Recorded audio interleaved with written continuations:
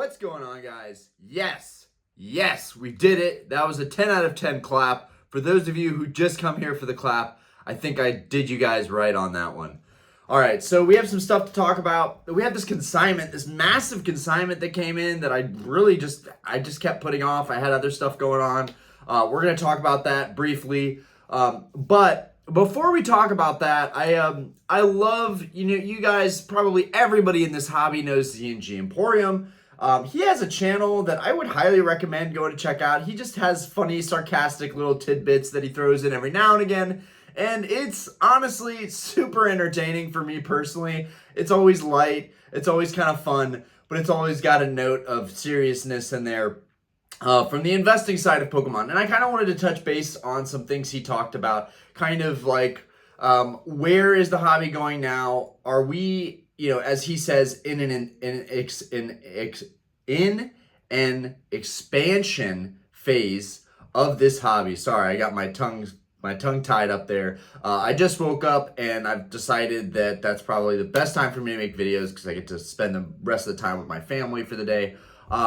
But yeah, I woke up, his video popped up immediately, gave it a watch, and got the juices flowing. He thinks we might be in an expansion phase right now. And I think I can kind of agree with that. While I don't necessarily feel like the Pikachu Illustrator sale and the whole Logan Paul box break, I don't necessarily think that alone is going to send the market up further. I just think that a lot of us nerdy collectors, we've been doing this for a while. We're going to keep doing this. Pardon my bedhead. I know I have crazy hair right now. I just woke up. This is as good as it's going to get. But anyways, a lot of us crazy nerdy collectors, we've been doing this for a long time. There's almost no end in sight for us. There's almost no reason for us to stop collecting, right? We've collected in the highs and the lows. Some of us have bought all the way at the top. Some of us have bought all the way at the bottom, right? I've done just about both, right? Very equally across the board, right? There's been times where I FOMO'd into stuff. There's been times I've been impulsive, irrational. You've seen that kind of behavior on my channel, and it's not something that I necessarily want to glorify or glamorize. It's just the reality of being a collector. Sometimes you get caught up in the heat of the moment. But right now, I just think that everyone is continuing to move forward with their collecting goals, and they're accepting this is the new norm. And this hobby is just going to keep on rising. It's going to keep on going up. It's going to keep moving forward. We're going to see probably sealed booster boxes continue to rise in value. As crazy as it is, seeing stuff like Destined Rivals already at like $600-700, we're gonna see sets like that continue to rise that are super popular. We're gonna see stuff like the Phantasmal Flames Charizard probably rise in price, even though the gem rate is super high on it. There's just these things that we couldn't understand before, but we're just gonna have to get used to and accept at this point. A lot of people, we've talked about, James from Z&G Emporium, he talked about the other TCGs and kind of like, you were really into Dragon Ball. You were really into One Piece. You were really into Yu-Gi-Oh! Are your kids going to be into that? And I think the idea is like, as your generation ages, you're probably going to be less into collecting as you get older. I know I will. I can tell you right now, when I'm 78 years old, we all like to say we're going to take this stuff to the grave. But when I get so old that the only thing that brings me joy and happiness is going to be my family, my kids, their kids, and making them happy and giving them everything they need to prosper, yeah, Pokemon is going to be pushed to the sidelines. That is just the reality. Right now, I'm still young. I still feel like a kid, even though I've got 2 little ones of my own, right? I'm 31 years old. My whole life is ahead of me, right? But 10 years goes by like that. 20 years will go by like that. Things change very quickly. Are the future generations going to enjoy these other TCGs the way they enjoy Pokemon?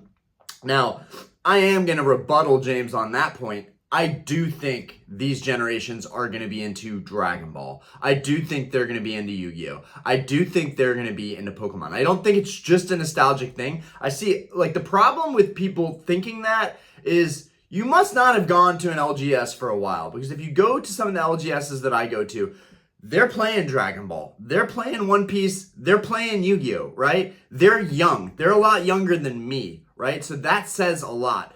Granted, is it as Is it as popular as Pokemon? No, absolutely not. We all know that. Pokemon has passed all of the tests, as he liked to say.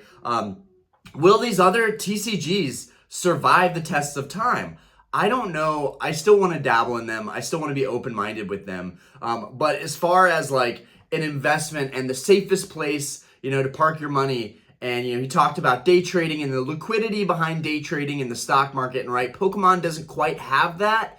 But with all the digital stuff coming out and AI, we are moving in that direction. Could Pokemon get to a point where you have your whole collection, vaulted? It's all a digital collection, and that enables you to buy, sell several times, maybe even the same card throughout the day that other people have vaulted. You buy it in the vault, you sell it in the vault. You buy it in the vault, you sell it in the vault, right? You do that several times a day. It's the same thing as day trading, right? Is that the direction that we're moving in? You had Scaramucci's son. I don't even know if I'm saying that right. So he was in the White House committee or something. I said Goldman Sachs previous video, but that was really, really old news. They have a new company now that Anthony Scaramucci's son runs currently. I forget the name of it, but basically an investment firm. They are going after planetary treasures, right? Planetary treasure hunt. That is actually like is ridiculous as it sounds and as cringy as it sounds. It's actually really inspiring. If you think about being him, being at his age, and that he just bought the Pikachu Illustrator, right? Nobody wants to hear about that card right after this. Too much money. We don't want to hear about the elitists. Too much money.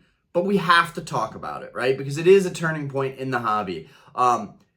Imagine being that age. You have the world's most expensive Pokemon card. Not just the world's most expensive Pokemon card. You have the world's rarest Pokemon card. And now you're going to go after the Declaration of Independence. What does that say about this hobby on a broad spectrum, right?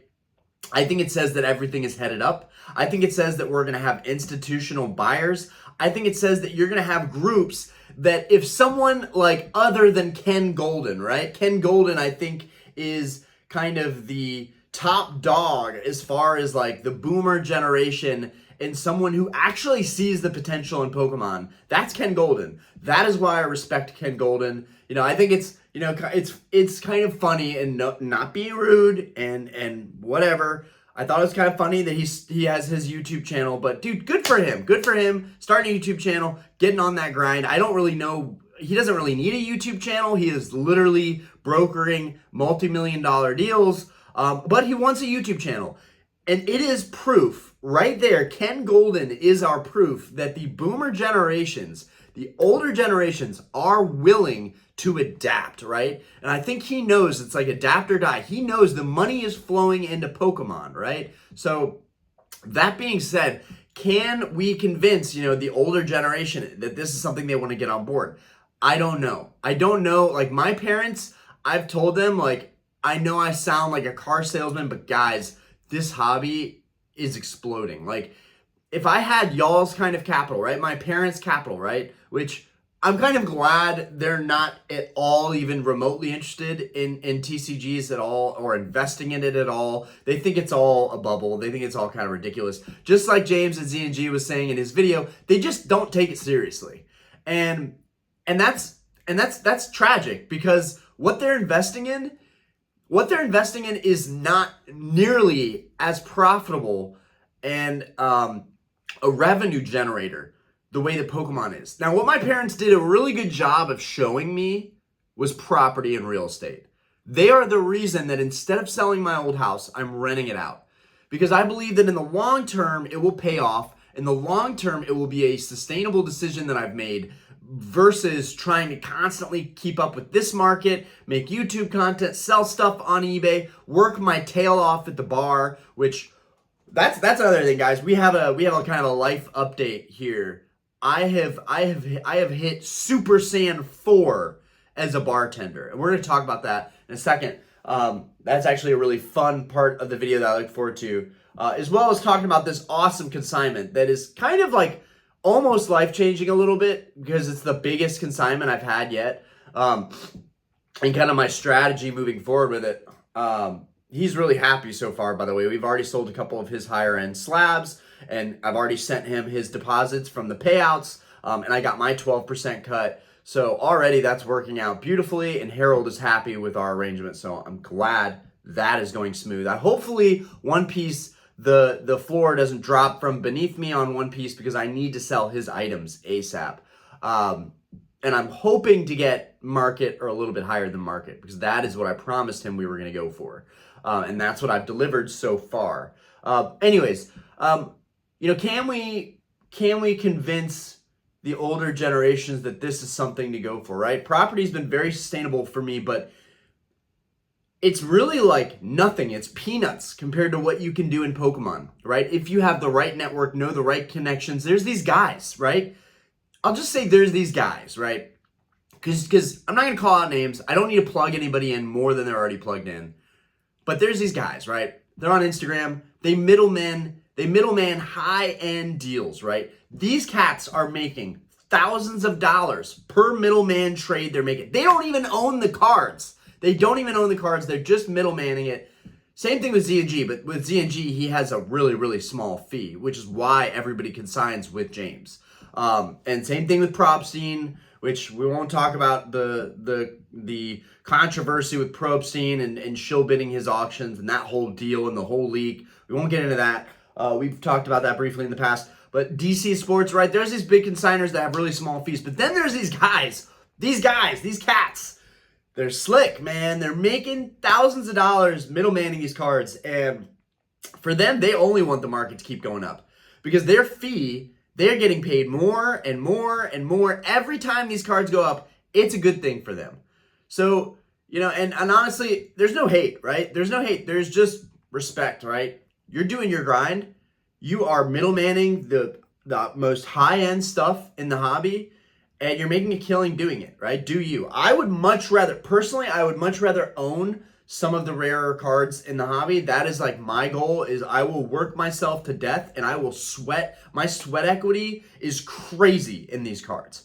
I have worked so hard to have the collection that I have, and it's never really been about the money, right? The money is a nice plus on the side. It makes it sustainable. I like to sell on eBay. I like selling stuff I don't need, that I can afford to let go of, that I could maybe find again in the future. But some of this stuff has taken me years to curate, and it's not going anywhere anytime soon, right? I don't necessarily know if I'm taking it to the grave. I'm going to die with this stuff and probably get passed down to my kids. They'll sell it and buy whatever, what. They'll buy what with it. They'll buy, materialistic stuff. They'll pay for college with it, whatever. That'll be their prerogative. I'm very interested to see what my kids to see actually in real time what the next generation does. My daughter's really into Pokemon. My son is already grabbing Charmander every time he comes downstairs. I'm actually very pleased to say that both of my kids are Charmander kids, so shout out to that. No, I did not do the cringe thing where I let them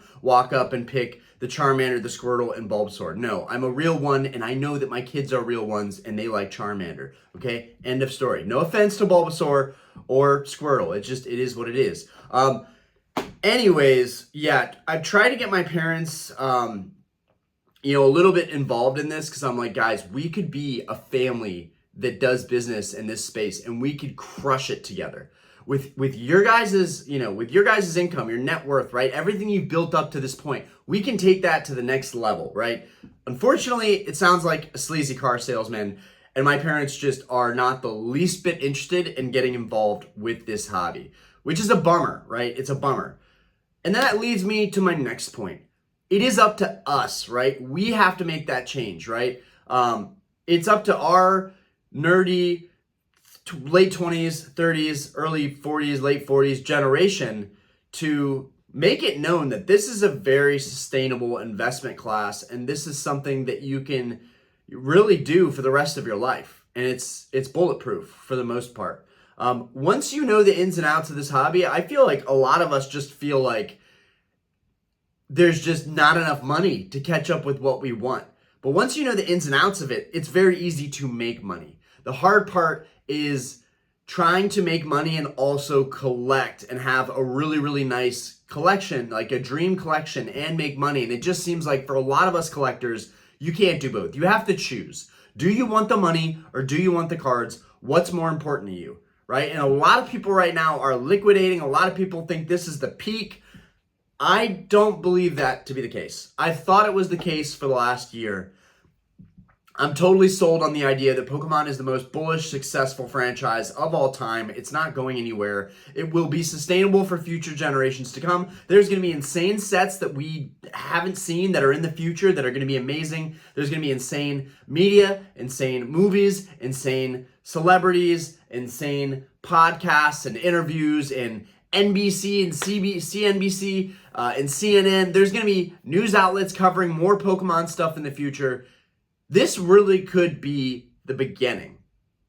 Now, I do feel like the Logan Paul break was a little bit of a publicity stunt. I do think it was a little bit of a scam for everybody involved. But that's just my take on it, right? I know that it was most likely a legit box break. Whether, we've got theories. People like to put the tin hats on, and we like to throw rocks at the idea that, they scanned these boxes. They knew there was no Charizard in these boxes. That's why they opened them. It was a safe thing to open. It was great marketing, publicity, and Logan's talking about, I'm nervous, man. I really want to pull something good for someone, but yet no Charizard in either of those boxes. Could just be bad luck. Sure, it happens. There are boxes that don't have Charizards.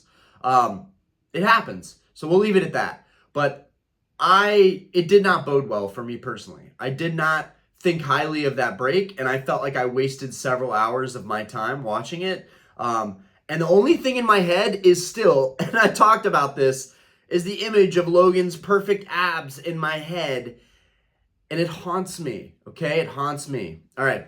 Anyways, moving forward, okay, we'll talk about last night, right? To pull it all together, our generation has to be that change. We have to be the believers in this hobby moving forward that this is the real deal.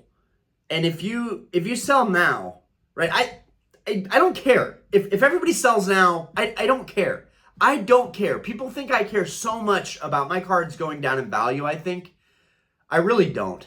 It's something that I expect to happen.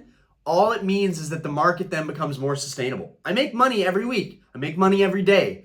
It's a new day every day to buy more Pokemon cards, right? If prices come down, it is a net positive. It's a net positive for me, okay? Net positive. I'm not going to be crying about it. I don't think that's going to happen. I think that people are gearing up. I think that people are realizing that cards are going to keep getting more expensive. We have people in my Discord that are a great example, right? People are buying these cards at new all-time highs, and they're happy with their purchase. And as long as they're happy with their purchase, that's all that matters, right? This card was $600 a year ago. Now it's $1,200, right? From my eyes, it's like, wow, you paid double for what this really is probably worth. In their eyes, they paid $1,200, and that is the new floor for the card. And the reality is every time these higher sales happen, it creates a new floor for the cards. Unless the hobby truly becomes unsustainable for everybody, that's when it will tank. But another thing we have to realize is that people are making more money than they've ever made. People are being more resourceful than they've ever been. People have Instagram, TikTok, YouTube. Guys, it's not just social media anymore. These are things that are businesses that provide income and revenue sources, and it doesn't necessarily have to be doing long form like what I do, right? This is just easy for me to talk to you guys as a friend on the phone, right? It's just easy for me. I am not good at reels. I'm not good at shorts. I'm trying to get better at that stuff. I'm not good at posting to Instagram. That stuff drives me crazy, personally. It drives me crazy. Doing this is way easier, and even doing this is a struggle for me personally, right? I don't enjoy any form of social media platforms. I just don't. I'm very old school. I'm not tech savvy. It's the reason I don't have a crazy streaming setup. I'm just here to talk about these things. That's it. Anyways, what I mean to say is more people are making more money than they've ever made, right? that could be just simply contributing to why Pokemon is getting more and more expensive, more and more popular. Is it's more mainstream, people are making more money from it, more people are streaming, more people are doing box breaks, tons of people are doing Whatnot and making a killing on Whatnot. All the money they make, ripping off people overpaying for pack and box breaks, right? That money is most likely funneling back into Pokemon so they can buy stuff for their box breaks, right? If they're making a lot of money on something like Whatnot, they're then gonna take all that money that they made and they're gonna spend it in Pokemon, and they're not gonna care about the prices, right? That's another thing that I really want to reiterate. People just don't really care about the prices anymore. What's the price? What do I have to pay? I feel like maybe sure, I'm a little bit disconnected from the reality. I've been rooting for the downfall of Pokemon this whole year in some respects. I've been saying that sealed could not sustainably keep going up like this. They're going to print more of it. I have my reasons for that. But I've always been pretty firm on vintage, that I was a big believer in vintage, and even stuff like base set unlimited, right? I believe in everything vintage because it's just printed way less than what they have today. So I believe the vintage stuff will continue rising.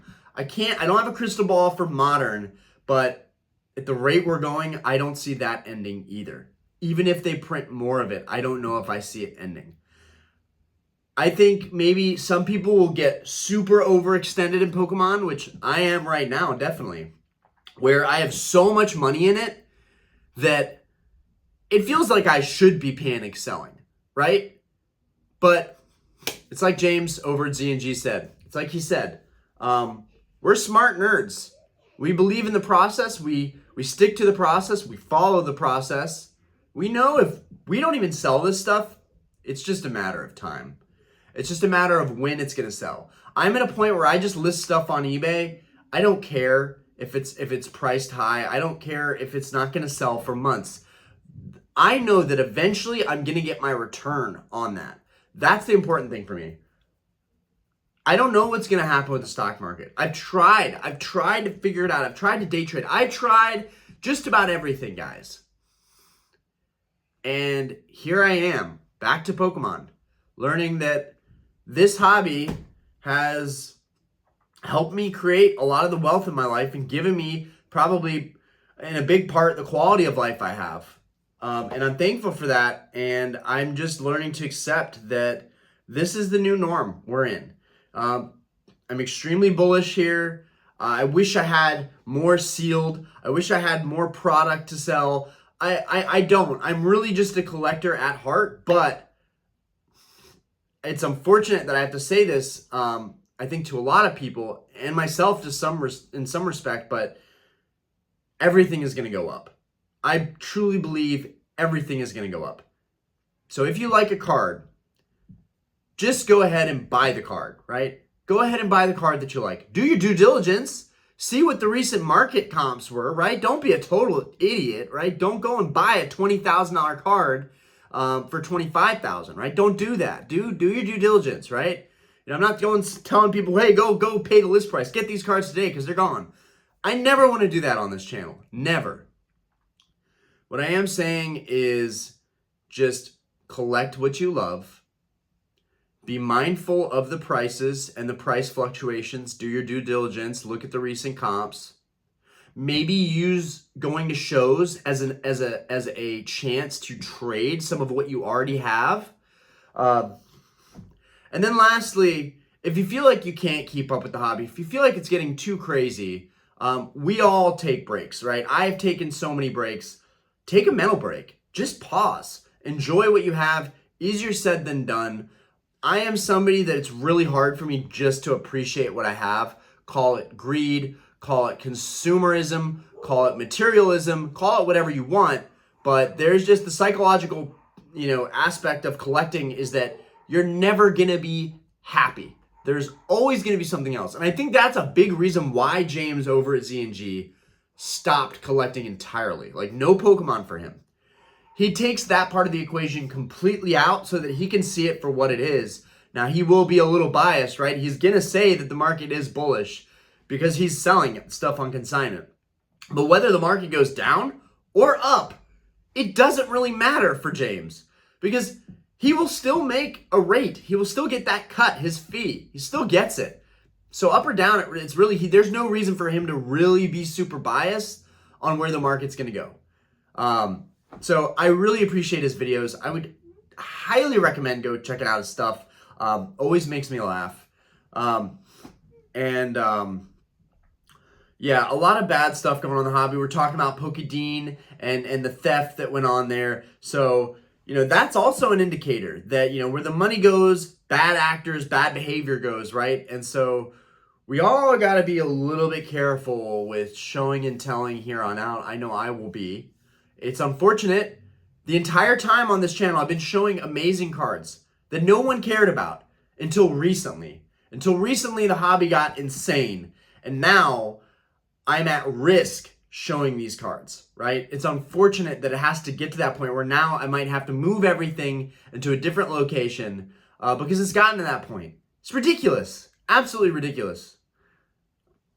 But it's also, again, another really bullish indicator, unfortunately. Crime, the theft, this stuff is really, really hot right now. So we got to be careful. We got to cover each other's backs. We got to look out for each other. Okay, and we got to be the generation that keeps on believing in Pokemon, right? We got to show them. We got to show the boomers what's up, okay? We're going to prove those boomers wrong. All right. Anyways, last night, I had a crazy night, guys. So it was just another, this is like story time part of our video. And I want to incorporate story time a little bit more, like just with stuff that goes on in my life. I want to incorporate that a little bit more just to spice it up a little bit. So last night was a karaoke night like any other night at the bar.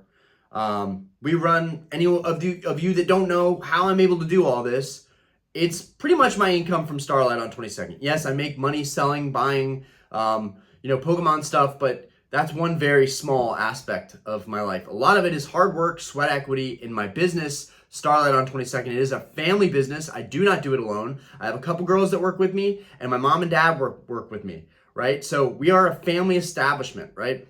So this business, on Mondays, it's always been okay. Now, compared to years ago when we were completely dead on Mondays, and the first year we didn't even open. We weren't open on Mondays because our manager at the time, I manage now, but at the time we had a whole staff, right? When we first started, we had a whole staff running the bar. We don't anymore. I do everything. But at the time, and I've learned from all of them and all of their mistakes, the people that came and went, at the time, they didn't believe that there was a point to be open on Monday because none of the bars in the area were open on Monday. I wanted to challenge that because I believed that if we were open on a Monday, we could get that business that no one else was getting, right? And we're still going to talk about the consignment at the end. I've got some clips I'm going to show, so we will talk about that. It's going to be a long one, guys. Everyone told me that I was making a horrible mistake, right? Including my own parents told me that this is a waste of time. You're going to ruin your Mondays off, that you could do inventory, that you could have peace. You'll have Sunday off and you'll have Monday off, and then you'll have an actual weekend off. For the last 5 years, I have not had a single weekend off. If I did, it was because we got snowed in, or if it was because we went on a vacation, which is rare.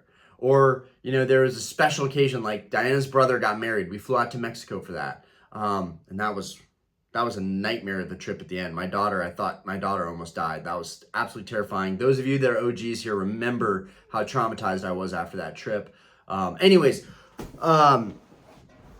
My daughter had like a near death.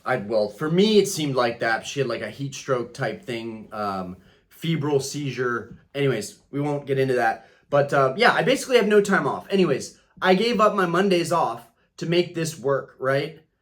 First 6 months, nobody would come in for karaoke. Then all of a sudden, people start coming out for karaoke. Now we're grooving. We're making money. It took about 6 months for people to really start noticing that we were open on Monday nights. Last night, every week before last night, we've had a pretty good turnout on Mondays, right? The room has people at every table, every area. Last night was mayhem. There were over 150 people in my bar last night. They came from some finance conference uptown.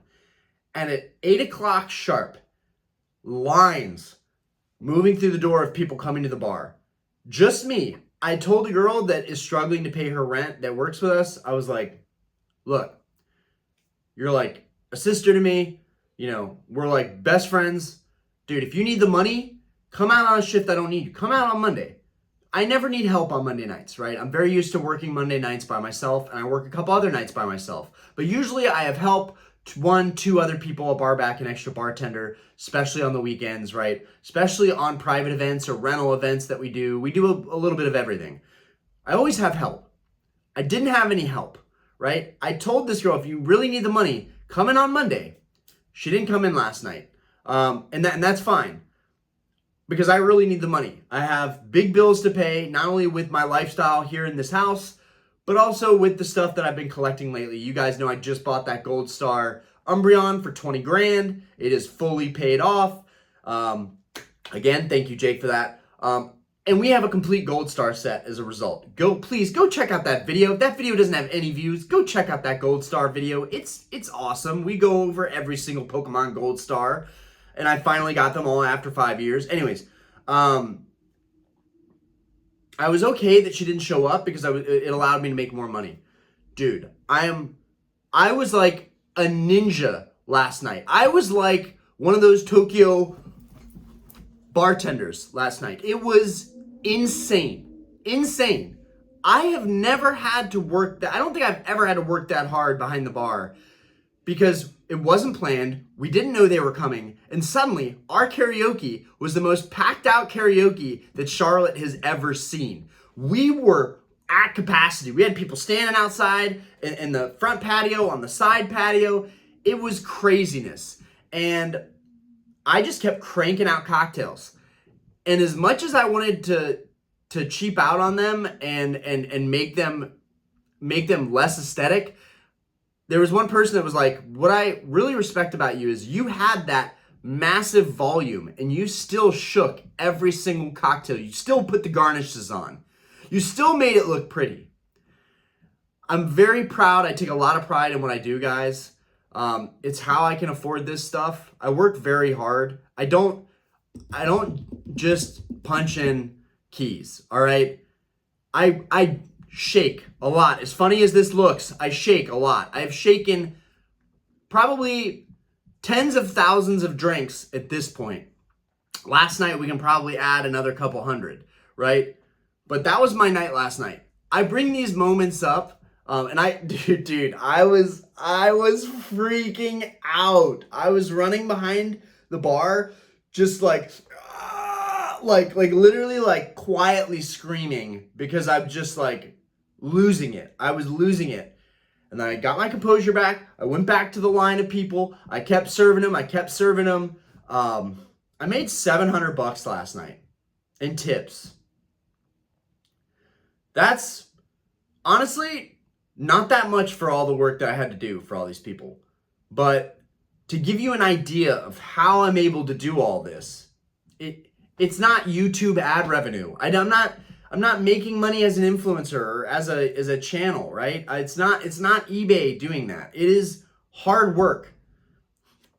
My point there is that the grass is always greener. You don't know what somebody has to go through. You don't know how many times I've had to clean up, disgusting spills, throw up, toilet pee stains, and poop on the ground. You guys have no idea the kind of nasty stuff I've had to deal with at the bar. A lot of great glamorous nights too, but there's that not so nice part of it, right? And my point is, what's your point, Orion? Get to your point.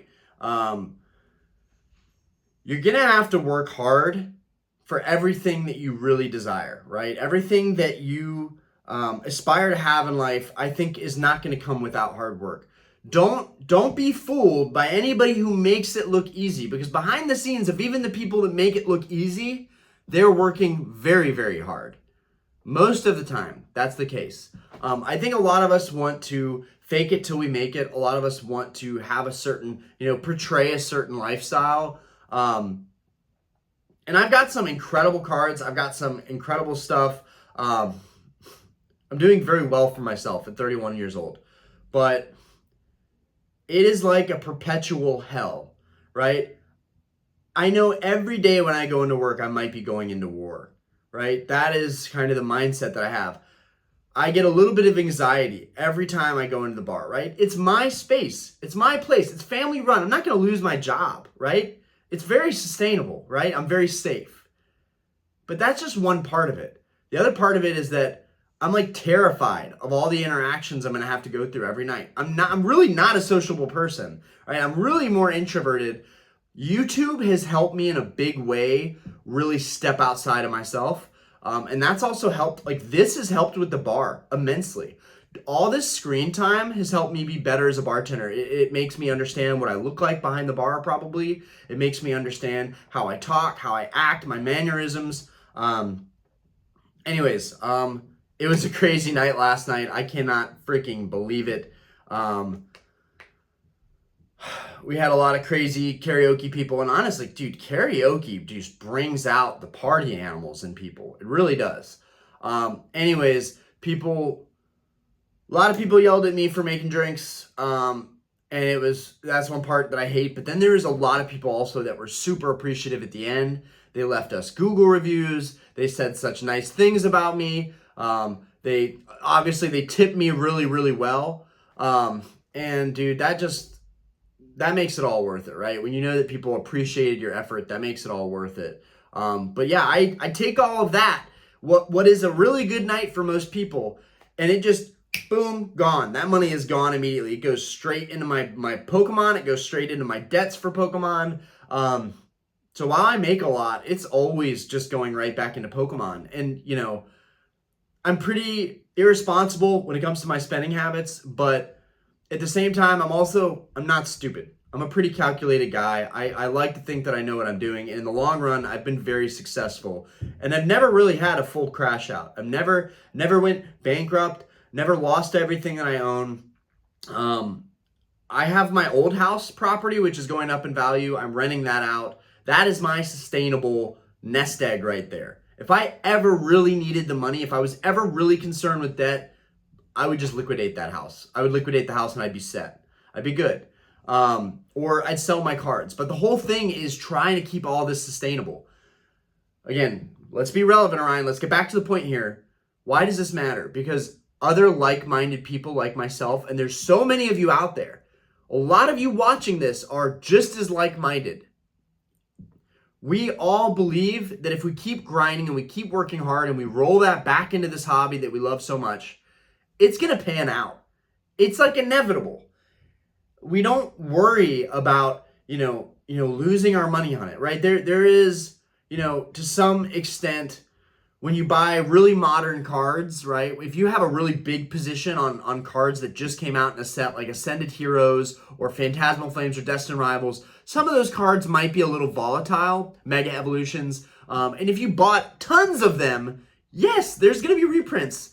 There's going to be a valid reason for those cards to tank in price. So yeah, there is some concern when you're operating that way. But when you're buying vintage stuff and you're buying a lot of this stuff and you let it sit, eventually it's going to sell. And it's rare. So you don't really have to worry about the price that you're buying it right now. As long as it's somewhere near, below, maybe just slightly above the past market comps, you'll be okay.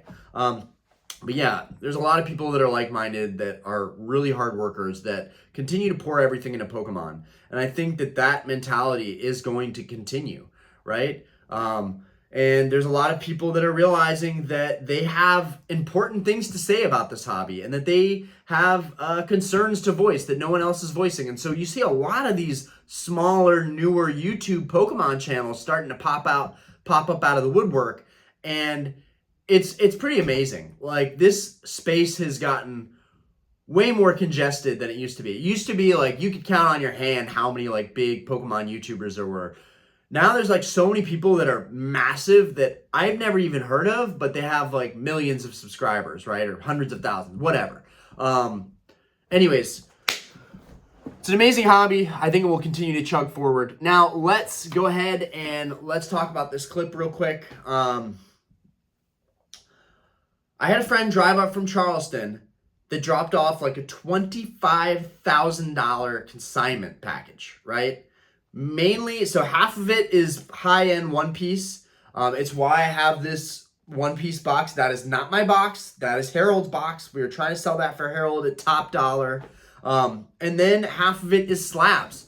I talked about this a little bit. We are going to, in fact, we're just going to go ahead and run the original clip of me going through everything when I got it in that morning. So we'll run that clip right now. What's up, guys? So we have something very, very special today. My buddy Harold just came through. I don't know if he's okay with being on camera or doesn't want to be on camera. Either way, I'm about to show you guys everything that just came in. We just had a massive consignment that he's personally hand-given and dropped off here at my house. He's came all the way from Charleston. So we're about to go ahead and look over all this stuff. It's mostly One Piece, but a lot of good stuff. Hopefully some of you will enjoy it. It's gonna get posted to my eBay very shortly. And let's go ahead and go straight through everything. What's going on, guys? All right, we've got everything here. This is the full consignment. So first off, you guys will probably notice with all the craze and all the hype recently, we have a genuine, authentic One Piece, basically the base set of One Piece. This is the original first set that they released. It is the blue bottom, right? These guys are going for around $6,000 to $8,000. We're gonna try and fetch the top of the market. This thing is super, super clean. You guys look at this. The seal is absolutely perfect on this, right? You can't exactly say that about every single product that is sealed. And this one is in absolutely impeccable shape. You can just tell by this display that it was taken care of and it was a centerpiece in my friend's collection. So we want to honor that and see if we can get top dollar for that. Then we have some vintage gold right here. You guys know I've been talking about, going after your vintage grail cards while you can, but also this is a really good alternative. These unlimited arts like this dark Dragonite, my buddy is going crazy trying to get a dark Dragonite in a PSA 10 first edition. But this right here is the exact same artwork for a fraction of the cost, and it's unlimited. Look at that holo, it's very glossy. Also, what I like about this one and why I might end up buying this one straight off of him, there's actually a couple in here that I might wanna just buy straight off. But the idea is to consign everything. But this is A9, it is mint, and it is an old cert. The reason I like that this is an old cert is you guys know how passionate I am about being against card altering and polishing and basically kind of cheating the grading game. There's no way you could have cheated this, right? This was graded a long time ago. It got a mint grade. And back then they really weren't altering cards, right? They didn't know how many more of these were out there. And so it could have been, in their eyes, a really common card. So this is the card probably straight from a pack. It's in impeccable condition. And yeah, it's pretty clean. There's some whitening, but again, for an old cert, it's pretty good. So we've got that one. And then next up, I don't know a lot about One Piece. You guys might know more about some of these cards than I do. But here we have the Dead or Alive Wanted card in a BGS pristine label. Right now, One Piece is really, really hot. So this was a really, really good time to go ahead and bring these out. I think these are gonna move really, really quick, honestly. Boa Hancock, the only reason I'm even familiar with this one is because PSA, if you have a PSA membership, they sent out the Boa Hancock promos. So I'm familiar with this character. And guys, this is peak waifu art. You've got the beautiful blue shimmer. You've got the hearts in there. You've got, the very obvious two elephants in the room on Boa Hancock's chest. This thing is absolutely phenomenal. And again, another BGS pristine. If you don't know a lot about Beckett, the slabs are really, really high grade. They're really, really nice in hand. I personally probably like the Beckett slabs more than any other slabs. I collect mainly PSA. That is just a collecting habit, really. I've always collected PSA. I really like CGC slabs too, but BGS I've literally never had an issue with. I think these slabs are peak and I think they look really good. I think the labels look good and I'm glad they haven't updated it or changed it because I think they're perfect just the way they are, just like Boa Hancock right here. So that one I think is gonna move pretty quick. This one is pretty cool. It actually has this guard that will come with it. that is custom made that looks exactly like the card. So it's just a really nice fit. Again, another BGS pristine. This could be a really good fit, especially for anybody that wants to crack these and maybe cross them over to PSA. I wouldn't advise that. I think these are perfect in the slabs they're in. But yeah, this is a pretty sick one. Right here, there's some writing on the back. It's kind of, what I like about this artwork is it's kind of like a comic book. Roronoa Zorro. Yeah, this guy is badass. Look, he's got the stitching going through him like he just got sliced open. Yeah, I can see why there's a lot of appreciation for this artwork and for this TCG. So there's that one. There are some 9s in here, and those might sit for a while, but that's okay with us. We've got a PSA 9 Crown Zenith Dialga V-Star. Now, this one's also cool. It comes with a custom display. When Crown Zenith came out, these gold cards were all the rage. Everybody wanted to get these. I wanted to get these. And Crown Zenith was just an awesome set. It's still super undervalued. Definitely a peak artwork set. Here we have the Twilight Masquerade Blood Moon Ursa Luna SIR. It's really, really clean. I have this one in a 10, but this just features him kind of eating some honey. It's a beautiful card. I personally like the Teddy Ursas in the background. But yeah, there's that one. That is a 9. Here we have 151, which is super hot. Again, some of the 9s might sit a little longer, and I let Harold know that they are going to sit a little bit longer, but still really good value, especially if you wanted to crack these bad boys and resubmit them to PSA. This one in particular actually has really good centering. I don't know if he graded it or someone else graded it, but you can see why they graded it. The centering is really good. The artwork is phenomenal. This is probably one of my favorite, if not my favorite card in 151, honestly. The hype is around the Charizard. The Blastoise is a little underwhelming, while the Venusaur is just absolutely beautiful. Just look at that pink and the green. It is just such a vibrant card. And honestly, it's exactly what the people asked for. This Venusaur is such a beautiful artwork, and for a fraction of the price of a 10, you can't go wrong with a 9. This copy is extremely clean. It has one white dot on this corner, which with all the card altering and the polishing these days, I would not be surprised if somebody wanted to crack 9s and just see if they could fix those corners. I'm not condoning that. I'm just saying that people do it anyways, and this is a beautiful copy otherwise. Anyways, but don't alter your cards. Just disregard that. Don't alter your cards. It's bad. It's cheating the system, and it's deceitful. Okay, here we have the 2016 Pokemon XY Full Art Mega Charizard EX. This one is also nice because it is a newer cert, so it was graded not too long ago from Evolutions. XY, it was a time in Pokemon where Pokemon struggled quite a bit. And it was also kind of a resurgence of Pokemon popularity, right? Pokemon was struggling, and they had printed to oblivion the XY sets. So, you know, stuff like Evolutions just wasn't worth anything. In fact, the box is worth way more than most of the cards, except for the Evolutions Charizard and a PSA 10. That is about the only one that is big money from Evolutions. But here we have another Evolutions Charizard banger. And honestly, this one's right behind that Charizard Holo. I think everybody appreciates Charizard. It's a fan favorite, and the Mega Charizard is a fan favorite. And recently, you know, with this would be very cohesive with the new Phantasmal Flames Mega Charizard EX. It features all of the evolution line, and this would be a great card to go with it. I've actually never had one of these in hand. If I did, maybe once, and I sold it lightning fast. In my experience, this card personally just moves really quickly, and even though it's a 9, it's a really, really clean 9. You guys can see all of the corners are really clean. I can see exactly why this card was sent in for grading. It's a really, really clean copy, and again, you get it for the fraction of the price of a 10. Here we have an awesome one that I probably should also try and scoop up while it's on consignment or before it goes up on consignment. We have a Kingdra EX and a PSA 10. These promos are absolutely incredible. I mean, the artwork is absolutely phenomenal. You've got that teal blue, the ocean, the kind of the Japanese hand-drawn aspect. It's very kind of vintage art style with the ocean and the waves.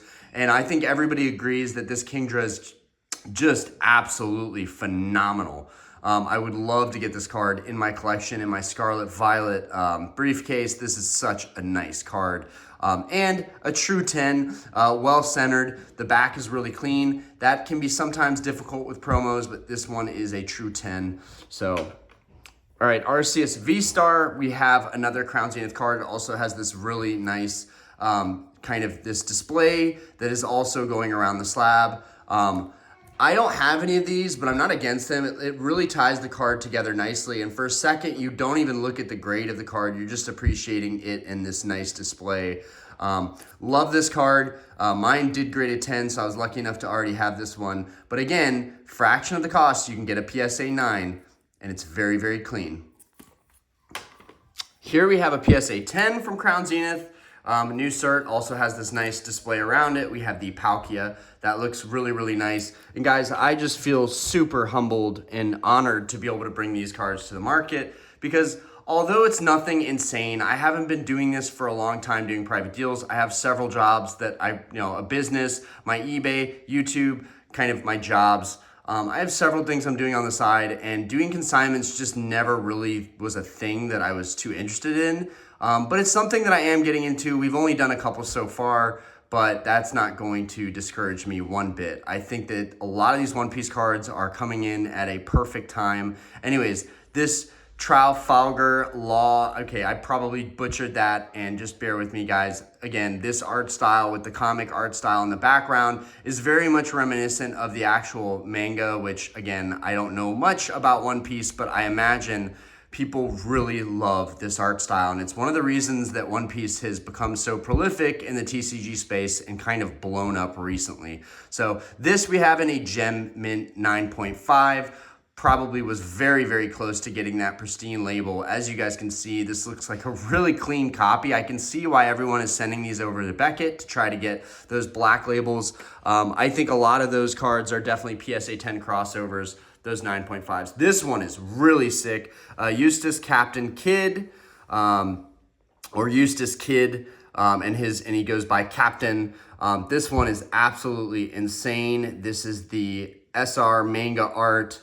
2023 Awakening of a New Era, OP05. One thing I've noticed is that all the cards that I feel like are the hottest are coming out of OP05 and OP01, but this artwork is phenomenal. Again, you've got that comic art style. It looks really cool. His metal machine arm, it's just a badass card. And this one's got to be a must-have for collectors. It has this really cool case. And notice that the case has this red lining around it too, which matches his jacket. It looks really, really good. And of course, comes in a pristine label. That's a really nice one. I don't know what you guys are thinking, but so far, I'm pretty impressed with this stack. I'm really excited. Rayquaza VMAX. This one also comes with a really, really nice display, which just matches so beautifully around the card and really ties it all together. And then it has the black border. I mean, it doesn't get much better than this. This would be a nice piece in anybody's collection, on anybody's display, and anybody's wall. It's just a really clean card. And this card pretty much is what represents Evolving Skies, right? You have, Rayquaza's on the front of the box. Rayquaza VMAX was the top chase card. I remember going crazy trying to pull this card myself. And, of course, there's the Umbreon, but it really is a Rayquaza set. So this is a card that I feel like every collector has to get in their collection at some point with all of the craze and insanity of Pokemon lately, and especially Rayquaza cards. I have no doubt in my mind that this is going to be a massive card down the line, and I would get them while they're still semi-affordable. That's a really nice card. Whoop. And then over here, we have the Mewtwo VMAX. I definitely want to scoop this card up, even though it's on consignment. This is a card that I've needed in my collection for quite some time now. It was a card that I wasn't really hell-bent on pulling from Crown Zenith, but still, it's just a really nice artwork. The battle scene that they have, the way that it ties together with some of those other promos, right? The Charizard UPC has the other artworks of Charizard that basically show you the alternate artwork of what's going on from Charizard's perspective. And it's just really cool to see the perspective from you too. I really, really want this card in my collection. So I'm gonna see if we can make something work out if it sits for a while in the shop. But yeah, that one's going up for consignment. That one's really nice. Basically all of these last cards I would love to get my hands on. I think I am going to pick up the Giratina today, but I just really would like to get my hands on a couple of these cards. They're just super, super nice. This is probably maybe my favorite card from all of Sword and Shield right here. The Brilliant Stars Charizard is just absolutely phenomenal. The artwork looks so good. Him battling Venusaur. It's everything you could ever want in a Pokemon card, honestly, and it's amazing. It has the two big starter evolution lines in there with Charizard and Venusaur. It's got the flames, you've got the Vine Whip, it's got this case that goes around it. It is just pure perfection in the Pokemon space. It is amazing. So yeah, I would highly recommend this. Before even getting a Brilliant Stars booster box, I would grab this card in a PSA 10 before getting the box any day of the week. This card is phenomenal. Again, if I come into some cash, you guys know that I have the Gold Star Umbreon coming tomorrow. That card was a $20,000 deal. That card absolutely drained me. I would have just bought out this collection if I did not have that card coming in, but we could not afford to do that. So we were lucky that Harold worked with us on this and is letting us consign these pieces. But yeah, this card is incredible. I would love to scoop up a second copy in a PSA 10. And then here you go, another one, the Lugia. And again, it comes with this amazing display that goes around it. This card is prolific. Silver Tempest really sat for a while. This card sat for a while raw. It was really not worth very much. And now, you know, it's a $600-700 card. It might even be more than that. It might be a $1,000 card at this point. I have not looked at what these are going for right now. My job is to get as close to market or even above market. My main thing is I want to get above market on all of these. If Harold's okay with sitting for just a little bit, I'm okay with sitting for just a little bit. The goal is to get these sold as quickly as possible, but also we don't want to leave any money on the table. This artwork is exceptional though. It's very much like the original Neo Revelation Shining Gyarados, right? You've got Lugia looking over this poor fisherman who's caught in a storm, in a tsunami almost it looks like. And that is the same artwork that you see in some of those vintage cards like the Neo Revelation Shining Gyarados. I mean, it's like tit for tat, like very similar artwork. So I almost think it's kind of a tribute to that art style back then. But we love this card. And this one, again, all of these alt arts, I would love to go ahead and scoop as soon as any cash comes in. So you guys better grab these as soon as they go up, because if you don't, I will. Next up, we have the Giratina V-Star. I actually need this card in my collection. This was, when we had the most recent boom in the hobby, this was actually one of the first cards to really get some recognition. This card shot up very, very quickly. And I mean, look at it. It's no reason why, there's no surprise why this card shot up. Look at the trippy artwork. Look at the gold. It looks like everything is just melting here. You've got Giratina flying down here. It's an exceptional artwork, arguably the top chase in Crown Zenith. And the fact that we got the Mewtwo V-Star and the Giratina V-Star both in this consignment today is epic. It's definitely pays its respects to Crown Zenith. Yeah, this is just such an exceptional card. The artist for this, Agawa, everything he does is absolutely incredible. So definitely want to get your hands on this card. This card shot up very quickly. I think it went from like 180 to 400 or 500 like overnight, something like that. It shot up really quick. I just remember it was kind of all over the news in the TCG space. And this card was kind of, to me, a major indicator that either we were in a major bubble or we were about to be in one of the largest TCG booms in history. And so this Giratina kind of represents that to me a little bit. I don't know if you guys want to lend your thoughts.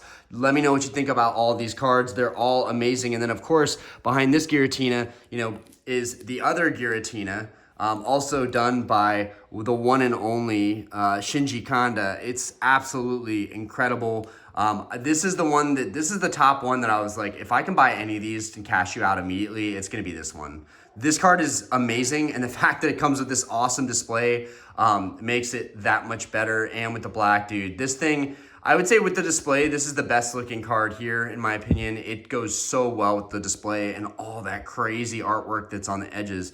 But there's so much detail that goes into this. This is probably, I mean, I love the Charizard alt art, right? I love Moonbreon, but I'm going to go ahead and say that the Giratina is the nicest artwork that is in all of Sword and Shield. So this is definitely something that, I'm struggling with right now. Like, oh my God, I'm buying so much stuff. I've got so much stuff coming in, so much stuff going out.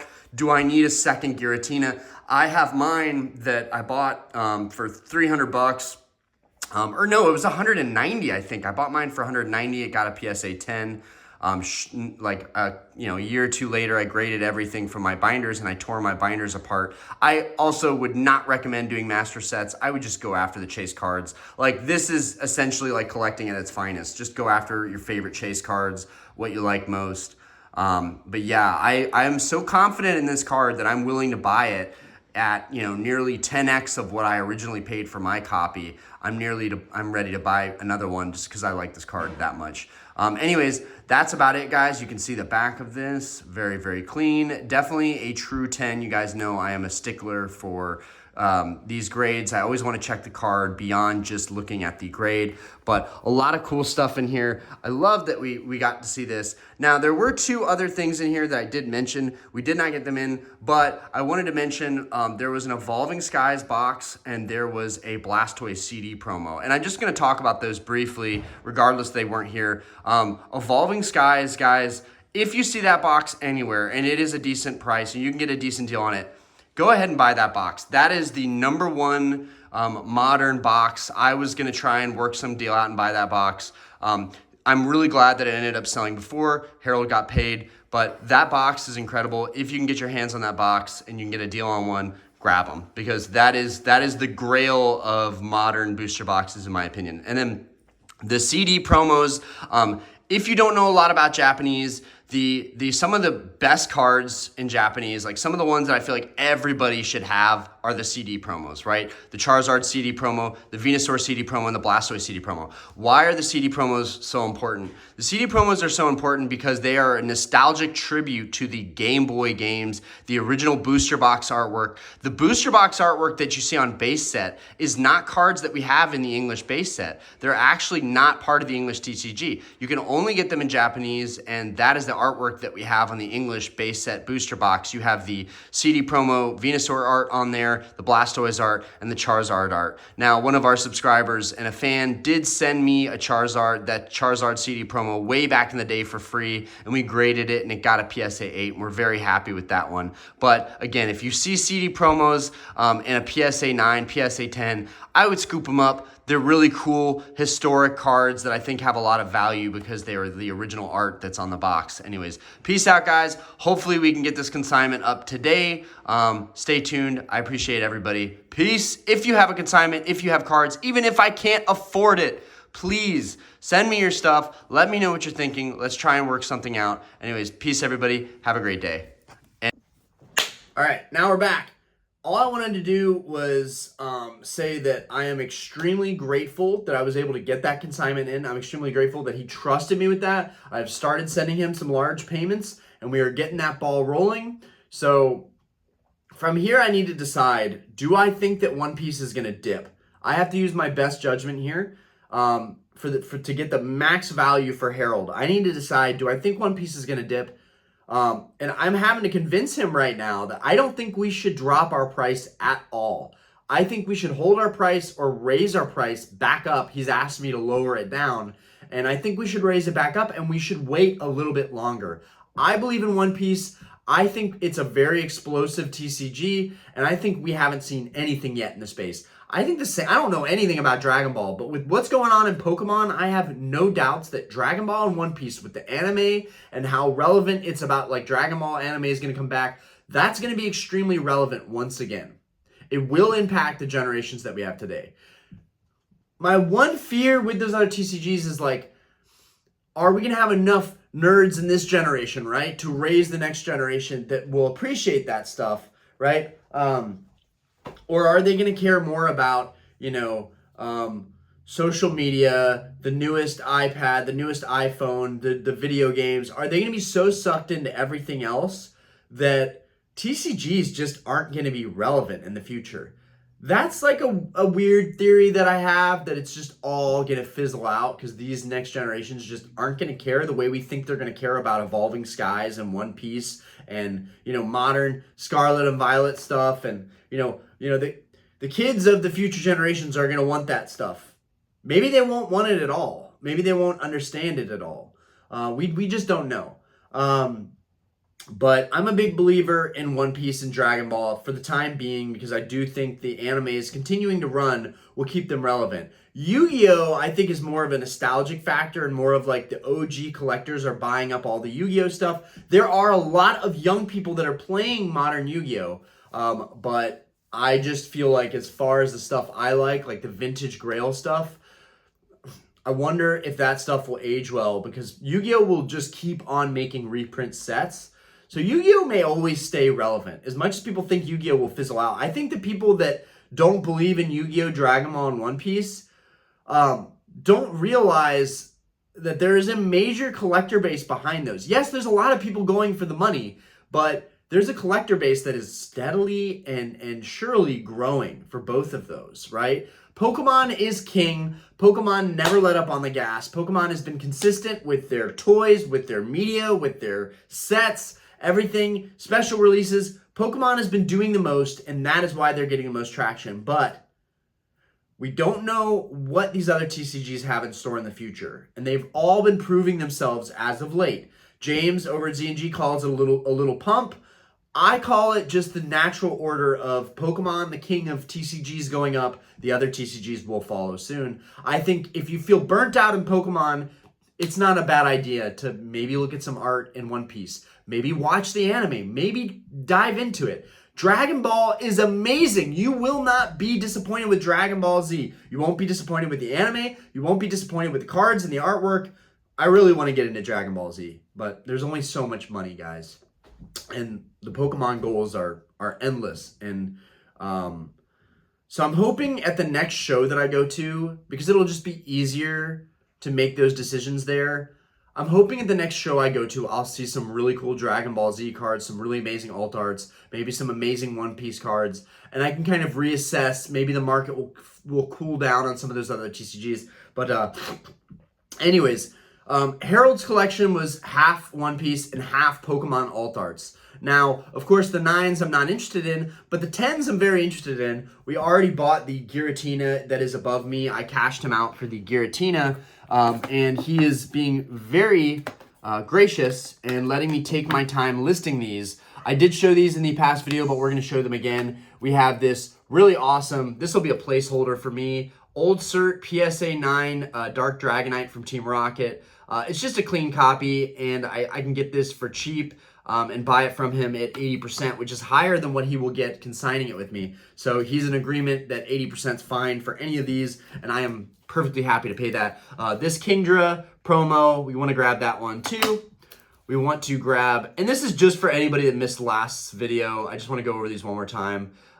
This Palkia, we have the Arceus in a 10. We're going to get that Palkia in a 10, and then we're going to grab this Giratina off of him in a 10 as well. As much as I really wanted to put these on my eBay, again, it shows that I'm way more of a collector than I am a seller, right? I am a sucker for these things, right? And that's not to say that, like, if I had these cards already, some of them I would be totally fine. I would be like, nope, definitely not interested in that at all. We want to consign that immediately.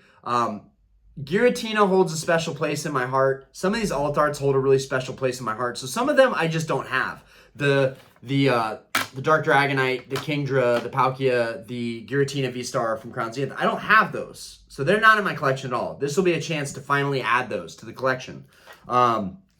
This Lugia I already have. I graded mine a 10. Do I need another? No, I don't need another. But I believe in this card. I believe in Pokemon. I believe in modern alt arts. And I especially believe that the Sword and Shield era is a really good time to buy these cards right now. Sun and Moon has already had its massive jump. Sword and Shield really has not had its massive jump yet. You know, we had the whole boom phase, but that was everything across the board went up. I still think there's more room to grow with Sword and Shield. So those are easy pickups. The art is phenomenal. I wouldn't owning a couple of those. I can't own 10 Gold Star Rayquazas, right? That's just not feasible, right? I talked about buying another Gold Star Umbreon. That's probably not feasible. But I can buy up alt arts. Alt arts are very doable. And then this one, I don't have. The Mewtwo from Crown Zenith is really good. So I'd be glad to add that one. And then the Brilliant Stars Charizard. I already have this one, but this would be a chance to snag another copy. I really, really believe in this card. I believe that it's a good idea to buy multiples of those alt arts. They are the best alt arts from that generation. Last but not least, and probably will be the next one that I go ahead and send him a payment on, is this Rayquaza VMAX. It is absolutely stunning. Such a gorgeous card. And we already have this one. We graded a PSA 10. Again, he pulled all of these himself, which is honestly shocking. How in the world did you pull all of these alt arts? How? Anyways, he's happy with 80%. I'm happy. He's definitely giving me a lot of grace, taking my time to pay for these. But we did the same thing just now with the Umbreon, and that was $20,000. And I showed to Harold, like, hey, I just sent someone $20,000 in partial payments for this one card. So just trust me, you are going to get paid for all of these. And I'm going to hold myself accountable, and we will make YouTube videos kind of updating the progress. I will update you guys when we eventually snag this guy pretty soon here. Anyways, that's about everything, guys. I hope you enjoyed the video. I know it was a long one. I appreciate you guys for sticking around. And if you have a consignment, even if I can't afford it, please send it to me. Let me sell this stuff for you on consignment. I rarely ever ask, but if you guys have anything that you would want to send me, big or small, I don't care. I'll take it all. I'm not like a vendor that sees your PSA 9s and I'm like, nope, don't want those. No, I want your PSA 9s too. I want everything, right? There's a market for PSA 9s. I've been selling some PSA 9s, and recently with PSA upcharging their grading to $25, technically that raises the price of some of those cheaper PSA 9 modern slabs. So there's value to be had there if you've already graded those. Anyways, thank you everybody. If you have not, please, please, please join the Discord linked below. We have about 340 members in our Discord. It's a very small, tight-knit group. A lot of you that have been watching my channel for a very long time have been missing out on all of the jokes, camaraderie, community, and kind of the fraternity, I guess you could say, that is my Discord group. I appreciate you guys. Join us. We're happy to have you. Peace out, everybody. Have a great day.